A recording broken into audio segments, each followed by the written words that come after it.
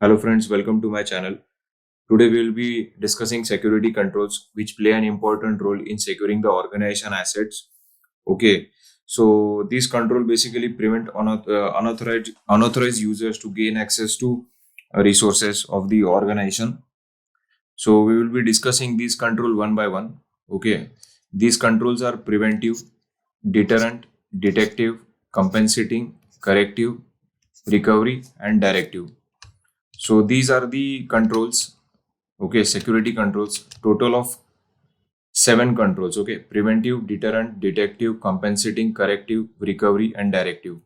We will discuss these controls one by one. So preventive, as the name suggests, is for thwarting the access. Okay, thwarting the unauthorized access, unauthorized access to resource.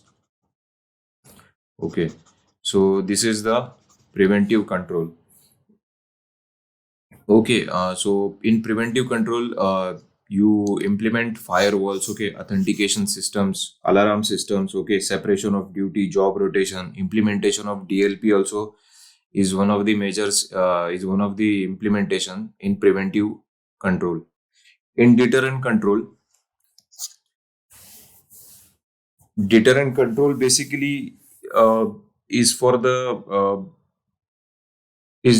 deployed, okay, to discourage the people or person from doing anything, from going against the policy, or okay, to discourage the security policy violations. Okay, as the name suggests, it is for compelling the people to not do any unauthorized activity. Okay, so the examples are policies, locks, fences, security cameras, security badges. So these are examples of the deterrent control. Next, we will discuss detective control. Detective control, as the name suggests, is for detecting the unwanted or unauthorized activity. So we make use of CCTV, job rotation. Job rotation is implemented. Okay. In job rotation, you are switched from a current role into the next role. Okay. You don't work on the similar task. Okay, or the processes. Anything wrong, it's detected due to the job rotation. So it is a very good process. Audit trails help to establish the anything wrong within the within the working of a particular system or process. They help to detect deviations. Then next example is the honeypots within the detective control. So this was all about the detective control. Next, we will discuss about the compensating control. In compensating control, uh, compensating control is in addition to the existing control. Okay, is deployed in addition to the existing controls. Okay, to support or enforce the security policies. Okay, so examples of the compensating control are backup of a file. If the primary control is preventing the deletion of a file, okay, so backup will help to restore, okay, the file. If the preventive control is that to stop the file being deleted, okay, compensating is to take the backup of the file. Even if it's get deleted, we can restore it. So two-factor authentication is also example of compensating control, wherein in addition to username and password, second factor, okay, uh, the person second two-factor example of two-factor authentication being OTP. So OTP is received on the person's mobile phone. So he inputs that and he successfully logs on to the application. So this is in addition to the primary control, okay, to improve the effectiveness of the security, overall security posture of the application.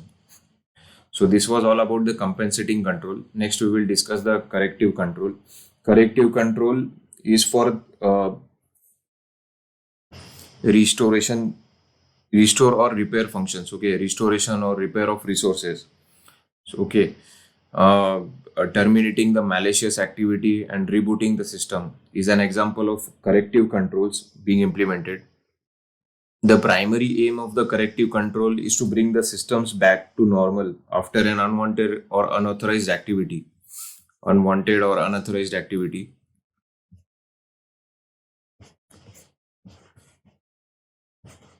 has happened. Okay, unwanted or unauthorized activity has happened, then corrective control helps to bring the systems to normal. Okay, so this was all about the corrective control. Next, we will discuss the recovery control. Recovery controls are an extension of the corrective controls, but they go in much more depth. Okay, so they go more deeper than corrective control. So examples being the fault tolerant drives. Okay, uh, are one of the, if some disaster happens or the database is corrected or the drives are corrupted, fault tolerant drives help to ensure that the data is not lost. Okay, server clustering, anti-malware software, disaster recovery, these are all examples of recovery controls. Bear in mind that recovery controls can include hot sites. Okay, hot sites, warm site, cold site, so which serves as a backup to existing primary site. So these are examples of recovery controls. Next, we will move on to directive control. As the name suggests, it is to direct, confine, or control the actions. It is to direct the actions of the subject to comply with the security policies. Okay, okay, the subjects are directed, okay, not or encouraged to say that to comply with the organization's security policies. So this is all about the directive controls. Okay, so security policy is basically a directive control which organizations make. Okay, which the board approves, organization board approves. So this was all about the control, security controls. I have written unauthorized activity here. So remember that the goal of the security controls, okay, implementation of these controls, 7 controls which we have discussed, is to prevent the unauthorized activity. Is to prevent the unauthorized activity. Okay, so using this control, we ensure that nothing illegal or unauthorized is happening. Okay, so these controls helps us to ensure that the processes are streamlined. Okay, the activities are as per the process, authorized people are accessing the resources. So these controls helps to ensure that, okay, these security controls. I hope you got the correct understanding of security controls. Please do like the channel, share and subscribe.